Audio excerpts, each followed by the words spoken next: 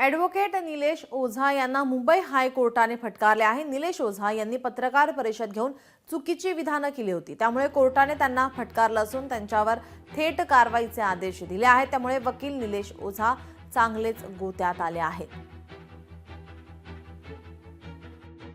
आज मुंबई उच्च न्यायालयाच्या 5 जज बेंचने एक कंटेम्प्टची नोटीस काढली आहे की जे मी मागच्या वेळेस पत्रकार परिषदेमध्ये जस्टिस रेवते मोहिते डेरे यांच्यावर जे आरोप केले होते, तर कोर्टाचं असं म्हणणं आहे की ते आरोप मी बाहेर न करता त्याच जजच्या समोर जेव्हा त्या जजला केसमधून माघार घेण्याची विनंती करायचं जेव्हा होतं तेव्हा करायला हवे होते।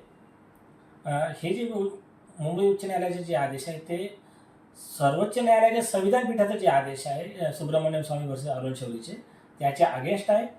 तर हे आदेश परत घेण्याकरिता रिकॉल ऑफ द ऑर्डर आणि नोटीस डिस्चार्ज करण्याकरिता आम्ही न्यायालयात अर्ज लावणार आहोत आणि त्यावेळेस उपलब्ध इतर पुरावे आणि इतर केसला वगैरे न्यायालयात देण्यात येईल। लोकशाही मराठी ऐका, पहा, जागरूक रहा।